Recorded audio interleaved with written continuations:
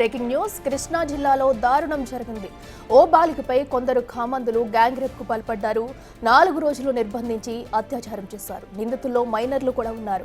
కేసును సీరియస్ గా తీసుకున్న జిల్లా ఎస్పీ గంగాధర్ విచారణను స్వయంగా పర్యవేక్షిస్తున్నారు.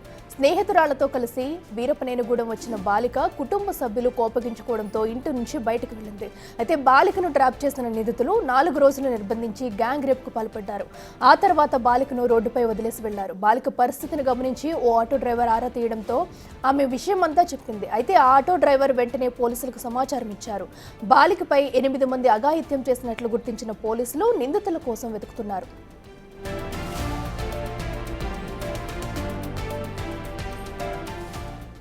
ఇదే అంశానికి సంబంధించి మరింత సమాచారం మా ప్రతినిధి శివ అందిస్తారు. శివ, చెప్పండి.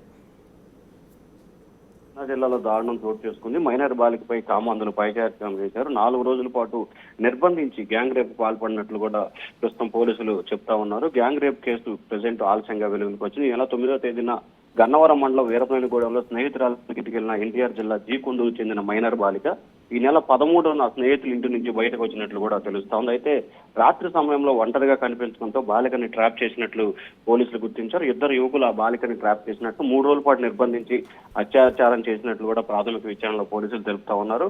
అయితే ఈ నెల 17వ తేదీ రాత్రి సమయంలో విజయవాడలోని మైలవరం సమీపంలో బాలికని వదిలిపెట్టినట్లు కూడా ప్రస్తుతం పోలీసులు అయితే గుర్తించారు. ఒక ఆటో డ్రైవర్ జరిగిన విషయం చెప్పిన బాలిక పోలీసులకి సమాచారం ఇచ్చినట్టు తెలుస్తా ఉంది. వెంటనే అప్రమత్తమైన పోలీసులు కేసు నమోదు చేసి విచారణ చేపడుతున్నారు. బాలిక తల్లిదండ్రుల ఫిర్యాదు మేరకు కేసు నమోదు చేసి దర్యాప్తు చేస్తున్నారు. సీసీ ఫుటేజ్ ఆధారంగా కేసుని దర్యాప్తు చేసే పనిలో విజయవాడ పోలీసులు ఉన్నారు. మొత్తం 8 మంది నిందితుల్ని అదుపులో తీసుకొని విచారిస్తున్నట్టు తెలుస్తా ఉంది. కృష్ణా జిల్లా ఎస్పీ స్వయంగా కేసుని దర్యాప్తు చేస్తున్నట్టు కూడా తెలుస్తా ఉంది.